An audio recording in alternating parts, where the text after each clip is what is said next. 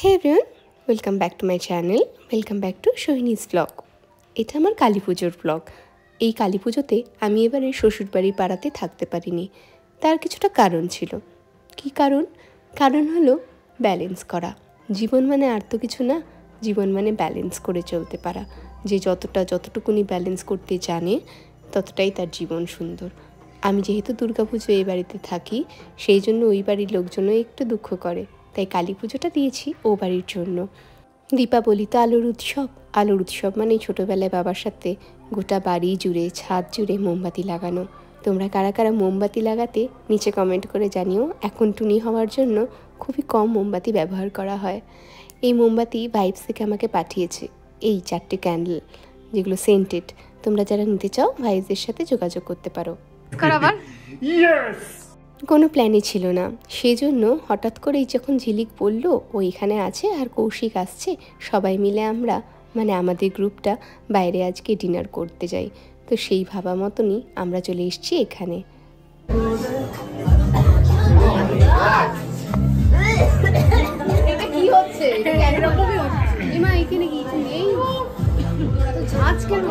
একবার নিউ মমিকে সেই তোমরা হসপিটালে এখন দেখো সেজে গুজে ঝিঙ্কু, আর পাশে দেখো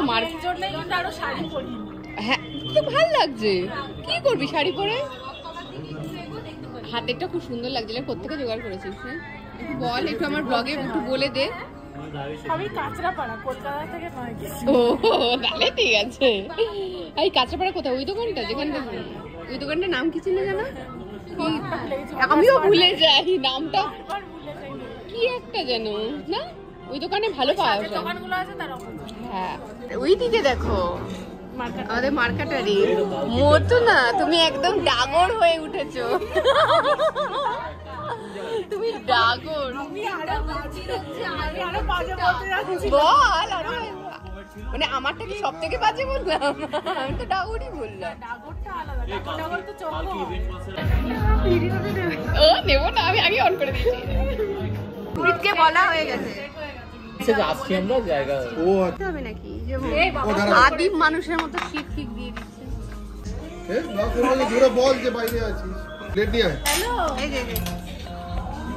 আমরা বাইরে আছি, একটু বাইরে আছি। তুমি মায়ের ফোনে তালা লালা লা লা লা ওলি গলি ওই তালা আরো ঢেলে দি। এসব করতেই তো এসেছি গোয়াতে না। হ্যাঁ মানে বাজে রান্না করতো তো, তাই খাওয়ার পরে খুব বাজে প্লেট করে দিয়ে আসলাম। বাজে রান্না করতে আমরা বাজে জায়গা থেকে খেয়েছি। সমস্ত রকমের কড়ি কড়ি ঝোল। তুই একবার তো মনির মানে বিশ্বাস করেন আমার কথা। তোরা একটু গল্প করতে ওকে। দাঁড়া, 1 2 3 দেখ আমাদের পক্ষে ভালো সম্ভব, অন্য জায়গা থেকে এনে ভালো খেতে। বাহ তুমি গায়ে ফেলেছো, খুব সুন্দর মোনা। এক রেস্টুরেন্টে খাবো, অন্য রেস্টুরেন্টে খাবো। এই দাঁড়া, দিস না, পেঁয়াজ খাবো। আরে বলে ভাই নে না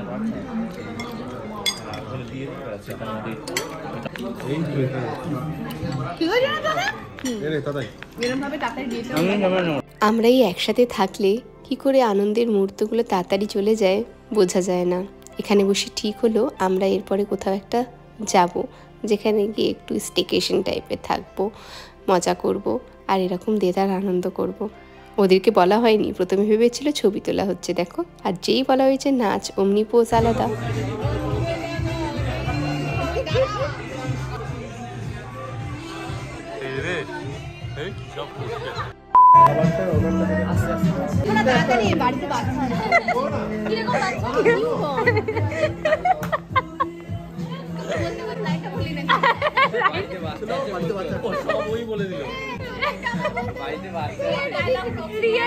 পুরো বাজে গেল। রিহার্সাল দিয়েছে কিন্তু মাখিয়ে ফেলেছে, মাখিয়ে মুখ ঢাকছে। সাইজ দেখাও, সাইজ এই যে নিউ করে আর ছোট আরো ছোট না একবার ফোন কর না, ও রাতে খাওয়াবে কি? তুই এখানে বসে আছিস।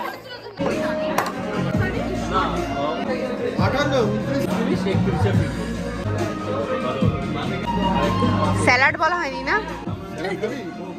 না থাক, আমার দেরি হবে স্যালাড আনতে। আচ্ছা আচ্ছা ঠিক আছে।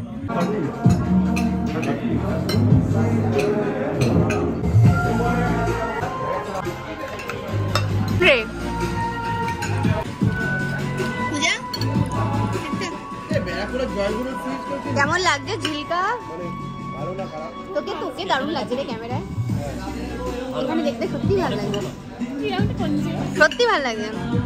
আর এই যে আমাদের বলুন হিরোইন নিকোষ ছায়া, কোষ কোষ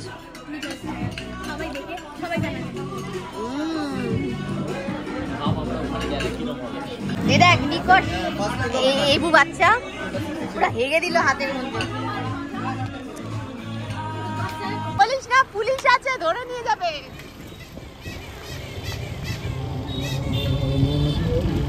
ভাই আমাকে ওই টোটো থেকে সবাই ডাকছে, আমাকে আমাকে টোটো থেকে ডাকছে।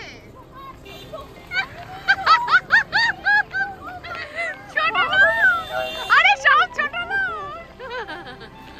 এইবার চলে এসেছি আমার পাড়াতে। এই পাড়ার ঠাকুর তোমাদের সাথে শেয়ার করে নিলাম। তোমরা এর আগেও দেখেছো আমার ব্লগে, বিয়ের আগের ব্লগে। আমাকে যারা চেনো তারা জানো যে আমি কতটা পাড়া কেন্দ্রিক বা নিজের বন্ধু বান্ধব কেন্দ্রিক। তাদের নিয়ে হই হুল্লোড় করে প্যান্ডেল ঘুরে ঠাকুর দেখার হয় না। ঠাকুর তো সব জায়গাতেই সমান, না হয় আমি আমার কাছের ঠাকুরটার কাছেই থাকলাম পুজোর কটা দিন। এই ব্লগটাই খালি খাওয়া আছে, আমরা জায়গায় জায়গায় খেয়ে বেড়াচ্ছি। আমরা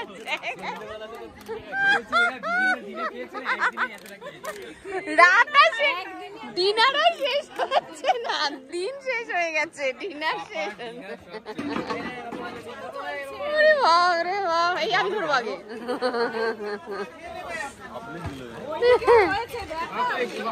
ওর দাঁড়া, মাঝখানে এতগুলো পাছা চলে আসছে ক্যামেরায়। আরে বদমাস বাচ্চাটা জল দিচ্ছে। এই ভালো বাচ্চা জল দাও। ভেরি নাইস বয়। দাও দাও। তুমি কি ভালো হয়ে গেছো বড় হয়ে? না, মুখটা তো সে কথা বলছে না। ওরে বাপরে বাপরে বাপ। Thank you. ও মানুষ, ও মিস্টার ইন্ডিয়া না।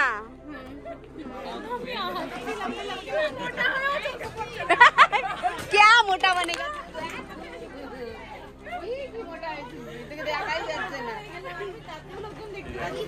দুজনে দুটো দুশ্চরিত্র পাশাপাশি বসে আছে।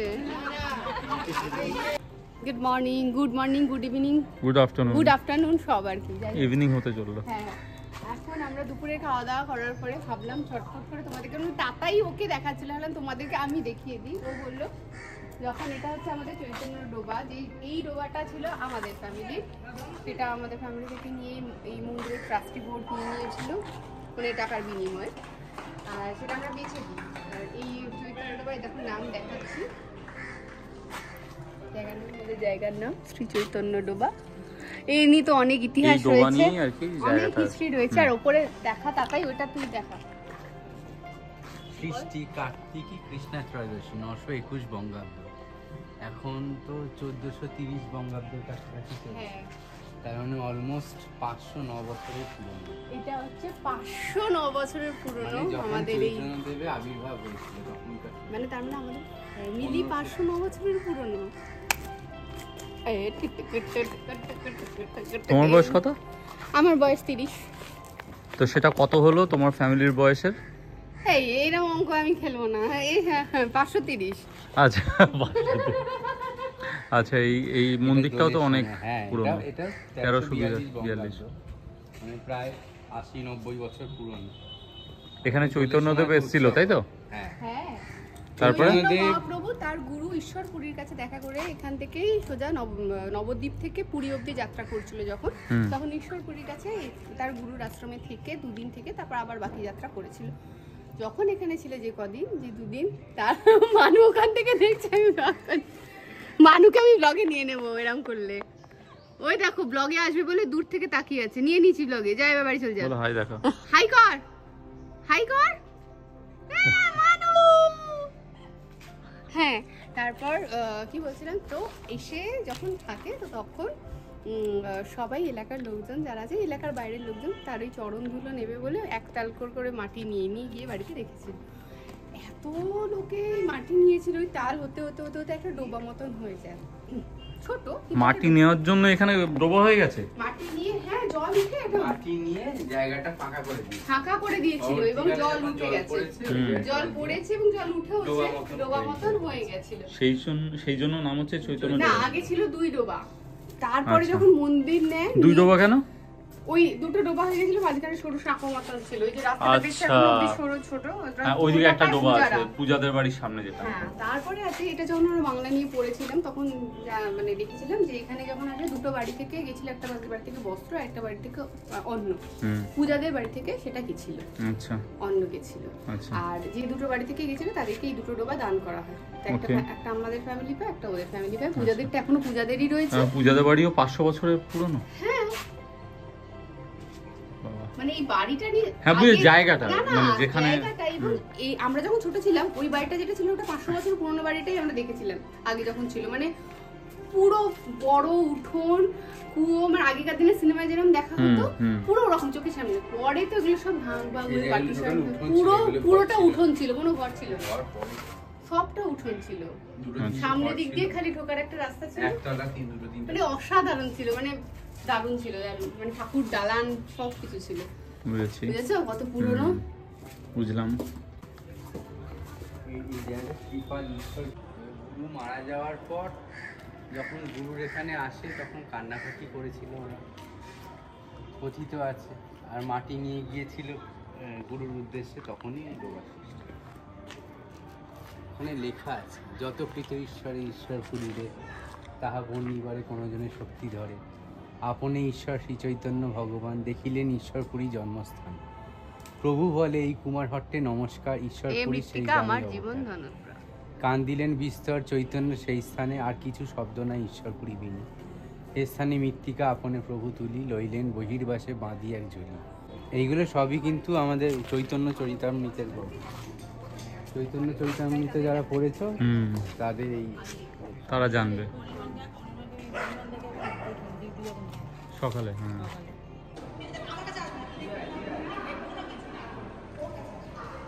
ওই বাড়ি থেকে একটু এবারে এসেছি, কারণ প্রদীপ ধরানো হয়নি, ও বাড়ি ছিলাম বলে প্রদীপ গুছিয়ে রেখে গেছিলাম, এরম ভাবেই ছিল। এখন একটু আগুন দিয়ে দিলাম আর বাইরে গিয়ে লাগিয়ে দেবো, তাই তো? চলো।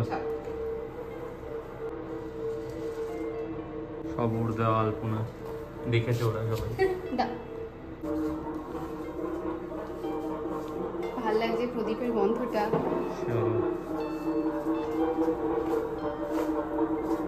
একটু কনসিডার করো, হ্যাঁ, রুমটা আমি কাল ছিলাম না আর অনির্বাণ ছিল। মানেটা কি? অপমান করলাম তো, একটু আর কি।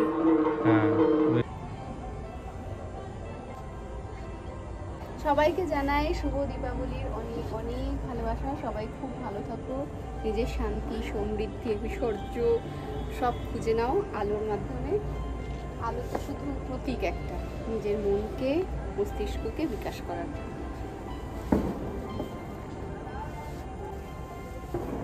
কোনো স্বাদ সম্পূর্ণ হয় না আলো ছাড়া, তাই না? এখানটা রেখে দাও নাকি? হ্যাঁ, রাইট।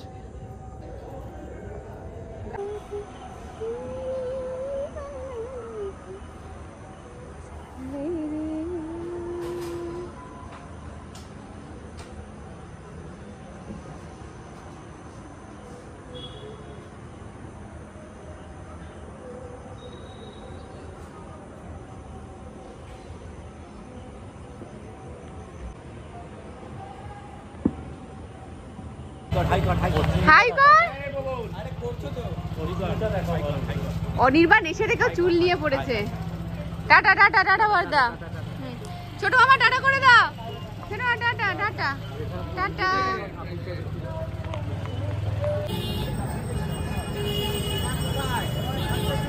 সবাই এসে আদর করে যাচ্ছে তো।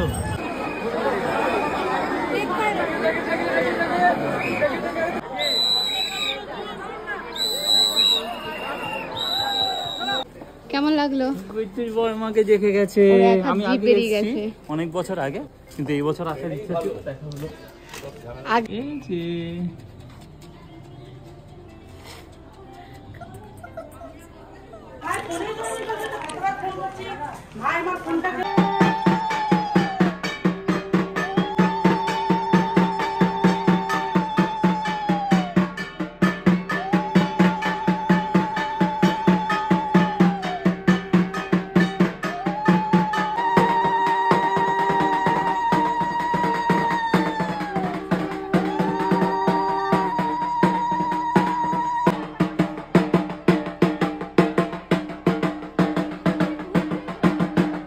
চলো মাকে বিদায় বরণ করে নিয়ে আমরা একে একে মায়ের বিদায়টুকুনি করে নিই। আর তোমরাও সবাই ভালো থেকো। আশা করি দীপাবলি সবার খুব ভালো কেটেছে। সামনে আমার ভাইয়ের বিয়ে, তাই সবার কাছে চাইবো ভাইকে শুভকামনা করে দিও। দেখা হচ্ছে নেক্সট ভিডিওতে। বাই।